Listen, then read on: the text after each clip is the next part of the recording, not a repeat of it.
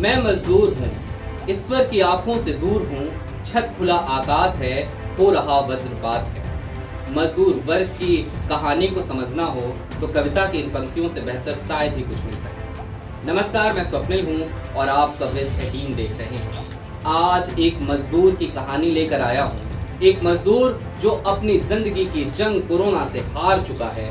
एक मजदूर जिसकी मृत्यु 2.5 महीने पहले हो चुकी है।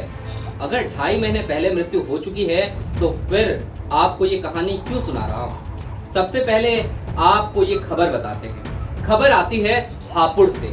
हापुड़ में 2.5 महीने पहले एक मजदूर जिसका नाम नरेश था, उसकी मृत्यु होती है जीएस मेडिकल कॉलेज में। और उसके बाद अस्पताल प्रशासन उनकी पत्नी गुड़िया से कहता है कि आपको अपने पति का शव तभी मिलेगा जब आप अस्पताल में 15,000 रुपए जमा करा दें। गुड़िया, एक मजदूर की पत्नी जिसके पास 15,000 रुपए नहीं होते हैं, वो कहती है ठीक है, मैं 15,000 रुपए अरेंज करती हूँ अपने पति का शव ले जाने के लिए। गुड़िया ये कहकर अपने गांव जाती है ताकि वो 15,000 रुपए अरेंज कर सके। इस बीच में अस्पताल प्रशासन का एक और फोन आता है और उस फोन पर गुड़िया को बताया जाता है कि आपके पैसे अभी तक नहीं आए हैं, लिहाजा नरेश का अंतिम संस्कार किया जा रहा है।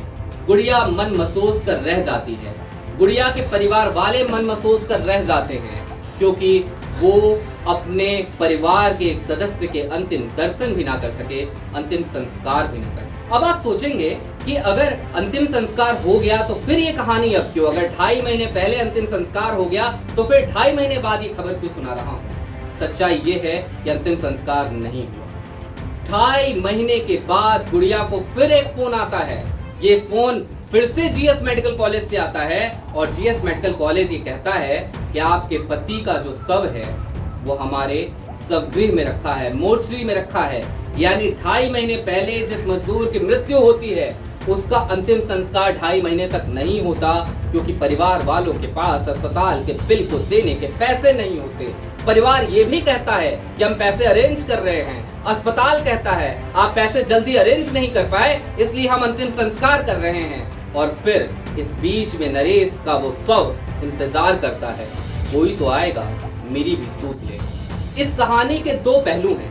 पहला पहलू, इस देश में अगर मजदूर की मौत हो जाए तो क्या किसी को फर्क पड़ता है?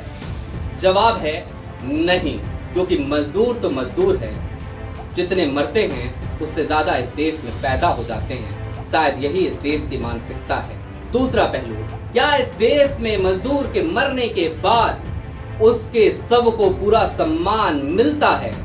जवाब फिर से है नहीं, और ये जवाब इसी कहानी से निकल करके आया है। हालांकि आपको ये बता दें कि हापुड़ के ही नीर फाउंडेशन की मदद से अब नरेश का अंतिम संस्कार हो चुका है। उसके परिवार ने ही अंतिम संस्कार किया है। लेकिन अब चलते चलते 2-4 सवाल अस्पताल प्रशासन के ऊपर भी उठाऊंगा और योगी सरकार पर भी उठाऊंगा। योगी जी, इस प्रदेश के मुख्यमंत्री आप हैं, मुखिया आप हैं, लिहाजा सवाल आपसे है, क्या मजदूरों का यही सम्मान होना चाहिए? क्या एक मजदूर को उसकी मौत के बाद 2.5 महीने तक इस बात का इंतजार करना पड़ेगा कि उसके परिवार वाले पैसे देंगे तब उसका अंतिम संस्कार होगा? क्या इस देश में ये हालात पैदा हो गए हैं जहां पर एक लाश को 2.5 महीने तक छोड़ दिया जाए कि वो सड़ती रहे, गलती रहे, और उस लाश का कसूर बस इतना कि वो लाश एक मजदूर की है, एक गरीब परिवार की है, एक ऐसे परिवार की जिसके पास अस्पताल का बिल देने के पैसे नहीं हैं। और अगर ऐसी स्थिति है तो योगी जी, मैं आपसे पूछना चाहता हूँ, मैं आपसे जानना चाहता हूँ कि फिर काहे की सरकार, फिर काहे के मुख्यमंत्री, फिर काहे का प्रशासन और काहे का सिस्टम? फिर ये सब कुछ बेकार है, फिर ये सब कुछ नदारद है।